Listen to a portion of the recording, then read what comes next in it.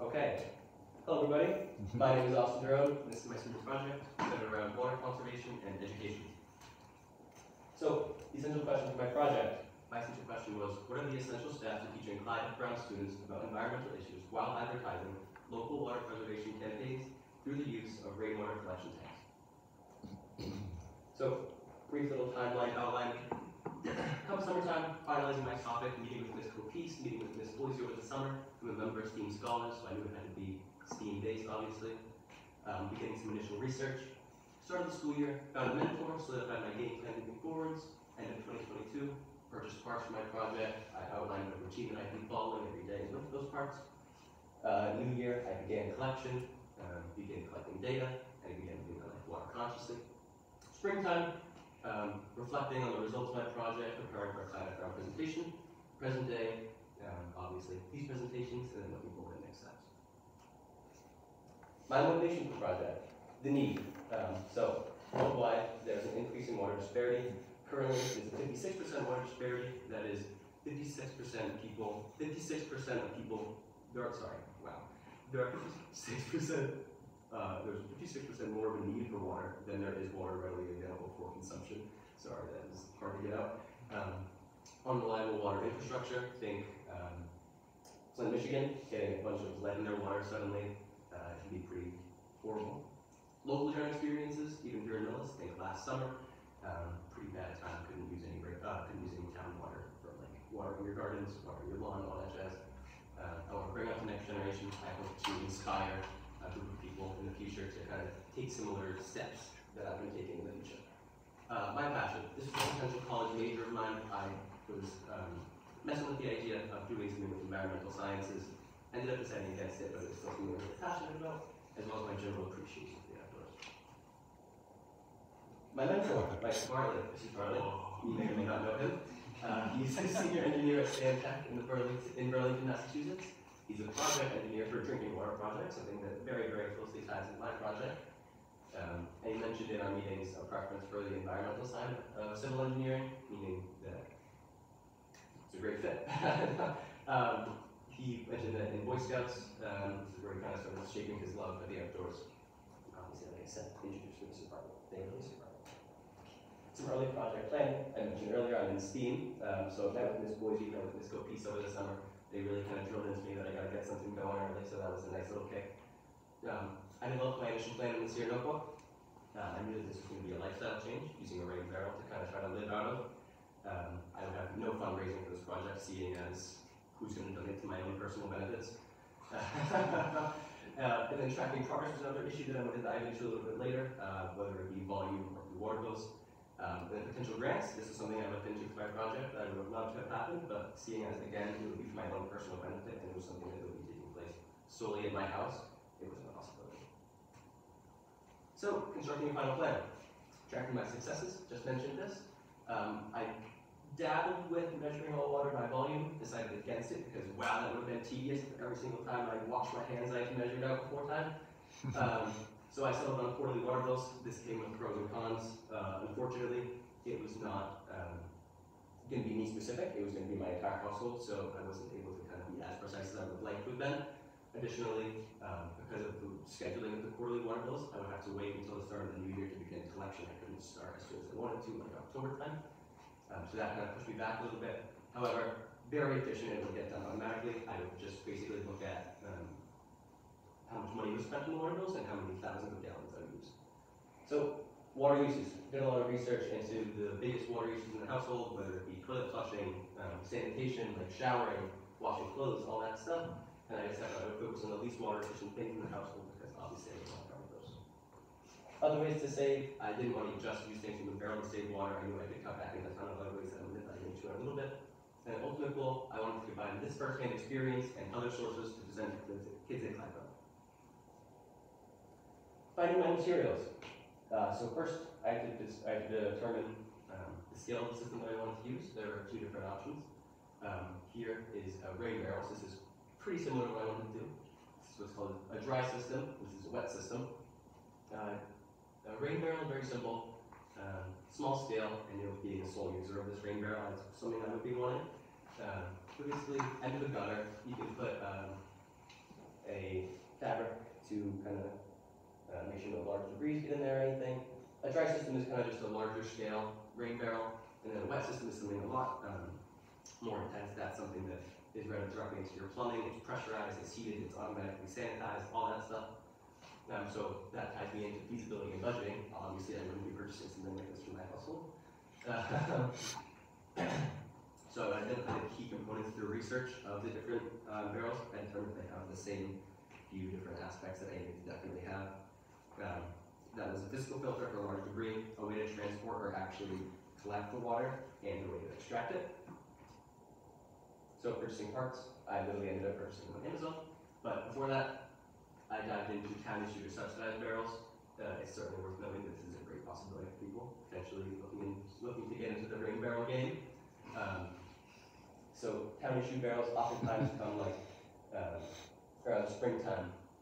Towns will offer town issued barrels for water usage because they prefer that you're using recycled water and not theirs because it's more cost efficient for everybody and again just greatly benefits the environment.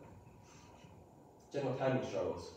Unfortunately, seeing at the project timeline, I would be starting in the fall. People aren't really starting gardens in like November time very often, so they were not available for me, so I ended up having to kind of bite the bullet. Bought all these parts here. You can see this is a 26-gallon classical rain barrel that cost me $50. This is a downspout converter that was $17. This is a top mesh filter that was $10.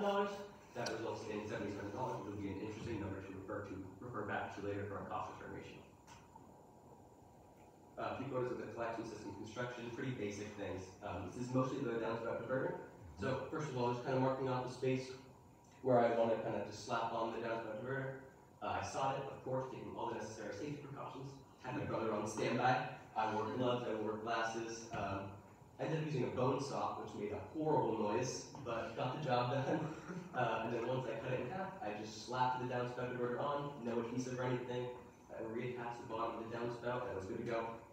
As you can see here, the downspout converter had attached to it basically a glorified hose that would attach down to the rain barrel pitcher. Beginning collection. So testing the system. In order to make sure that my gutters were functional and whatnot, I took a ladder, climbed up there, checked out what was going on, saw there was a lot of debris that would need to be cleaned. Threw a hose up there, that's what this is. Turned it on just to make sure that water would flow.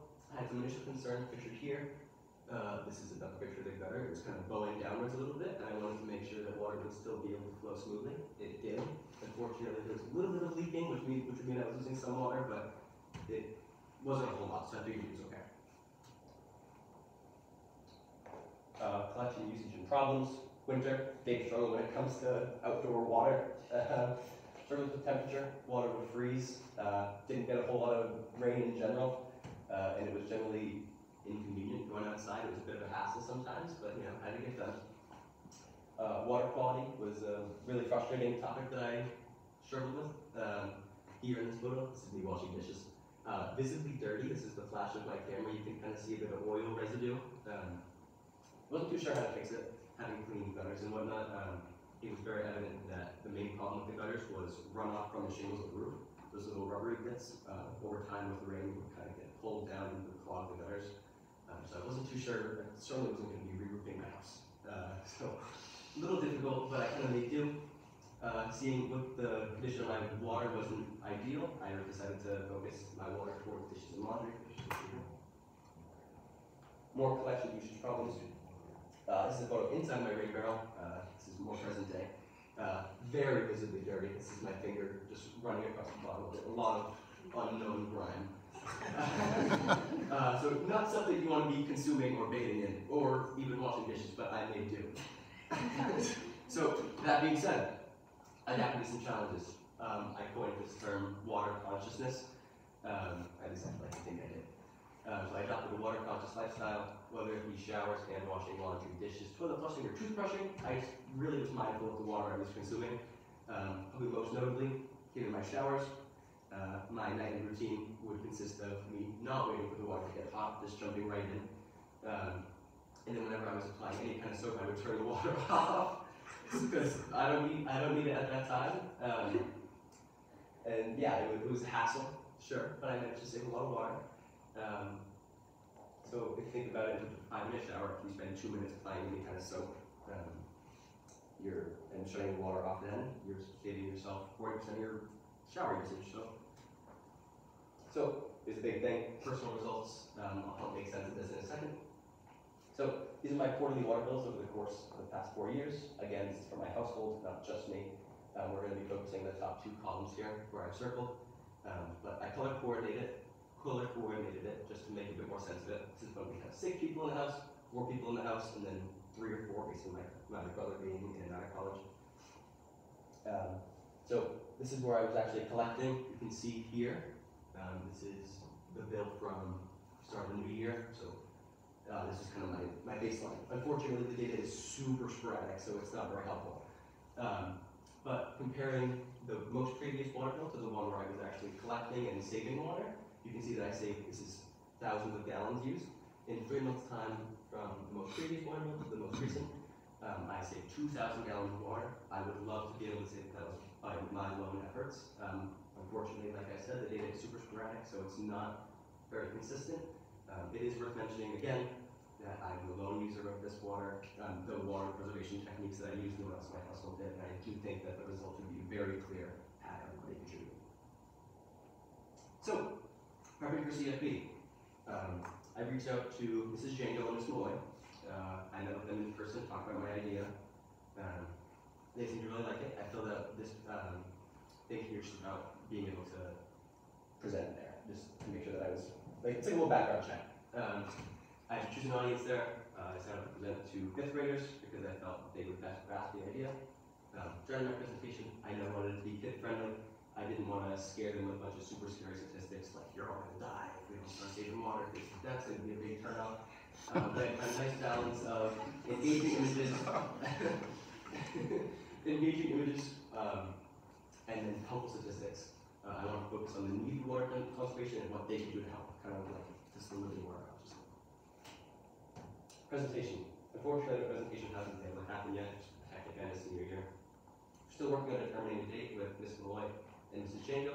I've been in contact with Mrs. St. John, who's the 5th grade science teacher, I'm sorry. And I really hope we get that done soon because it's a big part of my project. Moving forwards, obviously, I have the presentation to the 5th graders. I would love to be able to donate my barrel back to the school. You may know that I'm pretty close with Eva Fabian. Refurbishing project, as you all saw yesterday, was about refurbishing the gardens in the courtyard. And I think as soon as she kind of figures out where she's dropping her project off with a potential upcoming senior, I would love to be able to piggyback off of that and offer her something, or offer her case or something to water the gardens, because that's something that Eva has expressed a need for. So continuing to save, having tried using recycled water, I can confidently say that it's something I'm interested in the future. I don't think I'd be living out of a rain barrel anymore. But certainly something like the wet system that I showed earlier is a real possibility. It's better for the environment, it saves money in the long term, and it's super awesome. And while I may not be majoring in the environmental sciences in college, I would love to admire it. Outcome. Challenges, as I mentioned, winter was a struggle. Winter and water don't get along well. Communication was hard, having to oftentimes wait a few days for an email return or anything. And then the scheduling, just senior project things, you know, I wish that the senior project could just start to come beginning of springtime. It would just make what I chose a lot easier, being able to get like a subsidized rain barrel or something. Inconsistent data, as I mentioned, I would have loved to have my house's rating usage been 10,000 gallons, 10,000 gallons, 10,000 gallons, 10,000 gallons, and then all of a sudden had it drop to 8,000. That would mean a lot more if, than it being super sporadic like it is. However, a 2,000 gallon difference is a 2,000 gallon difference. And for the sake of my project, we will assume that it was all my doing. And like I mentioned earlier, independence is a big thing. It being just myself who was taking these steps to save water, I think that the results would be much more amplified had everybody in my household done it. And then adaptability and persistence. I was proud of myself having dealt with so many struggles with the rain barrel and the cleanliness of it, and just challenges that I wasn't anticipating. I thought I adapted really well and lived that water conscious lifestyle. So some thank yous are Mr. Barley, obviously, for being my mentor. Mrs. Barley, shout out to you for introducing me to him. My brother Trevor for making sure I wasn't going to injure myself while setting up the rain barrel. Miss Copies for keeping me in check. Miss Boys for checking in. My parents for actually funding the Ring Barrel, Miss Bill Brown for helping with any last minute things, Mrs. Django and Miss Malloy for the elementary school for their collaboration, and then Mark Fabian for lending me a lot of decent dollars. Here's my works cited.